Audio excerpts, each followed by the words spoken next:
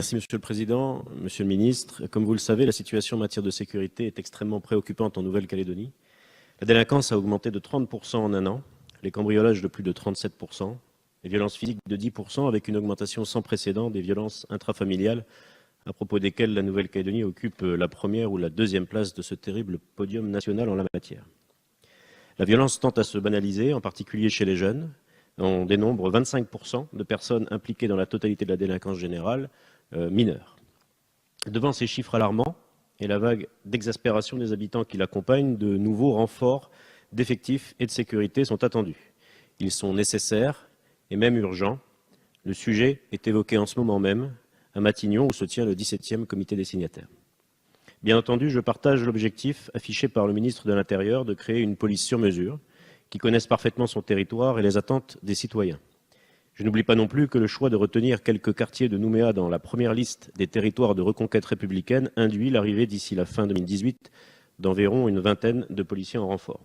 Cependant, je tiens à rappeler que sur une quarantaine de policiers originaires de Nouvelle-Calédonie, affectés aujourd'hui en métropole et qui souhaitent rentrer en Nouvelle-Calédonie, une quinzaine remplit parfaitement les conditions de retour.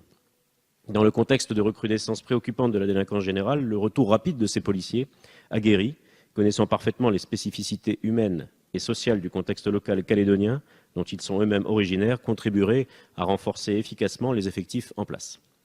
Dans la perspective de renfort de sécurité annoncé le 8 mars dernier par M. le Haut-Commissaire de la République, le gouvernement entend-il accorder la priorité aux policiers calédoniens qui demandent à revenir servir l'État sur leur île? Merci beaucoup, Monsieur Dulaye. La parole est au secrétaire d'État auprès du Premier ministre en charge des relations avec le Parlement.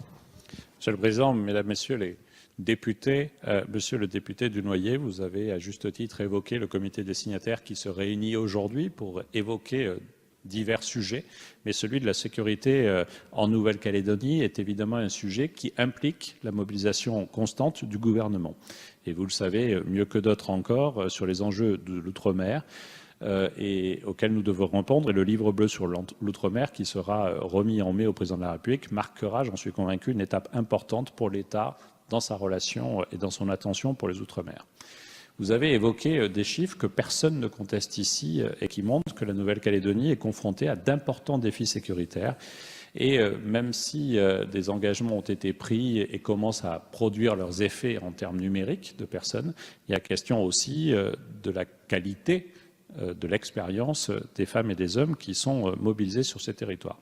Vous l'avez dit, le renfort annoncé par le gouvernement, notamment dans le cadre du plan sécurité outre-mer de juin 2016 par le gouvernement précédent, se sont concrétisés. Nous poursuivons l'effort. Fin 2015, 539 agents ont été mobilisés en Nouvelle-Calédonie. Ils sont aujourd'hui 563.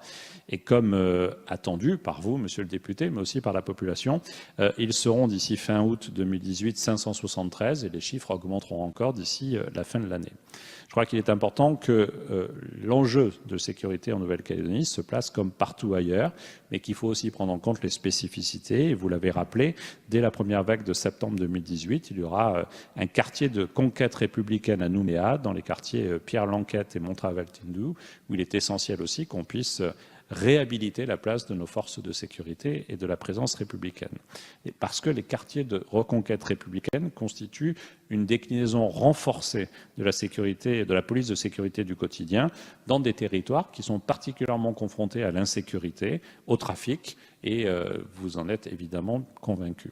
J'en viens plus directement à la question que vous évoquez, celle des fonctionnaires originaires. Parce qu'il est important de prendre en compte à la fois le choix personnel de nos agents qui veulent retourner dans les terres qui les ont vus naître, mais aussi l'efficacité, parce que la connaissance d'un territoire, de culture, et nous savons l'importance des cultures en Nouvelle-Calédonie, peut permettre d'être plus efficace. Je vais vous rappeler tout d'abord que le ministère de l'Intérieur est naturellement soucieux de favoriser, dans toute la mesure du possible, et dans le respect des règles évidemment, le retour des agents dont les centres des intérêts matériels et moraux se trouvent outre-mer. Pour les affectations en Nouvelle-Calédonie, les postes sont ouverts au mouvement polyvalent de mutation selon les mêmes conditions que pour les autres déplacements de métropole, départements et collectivités d'outre-mer.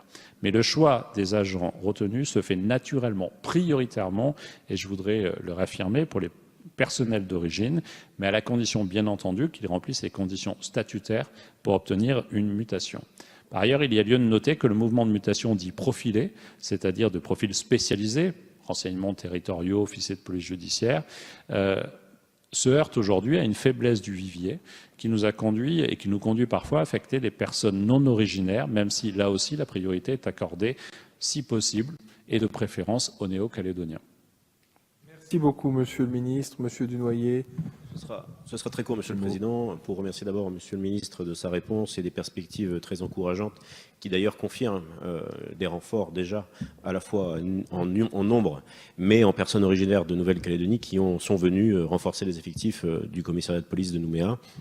Je n'ignore pas les difficultés statutaires et professionnelles, hein, et en tout cas les conditions qui impliquent un préalable à ces retours.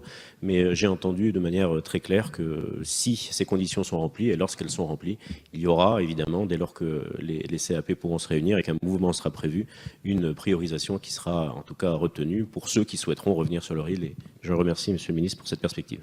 Merci beaucoup.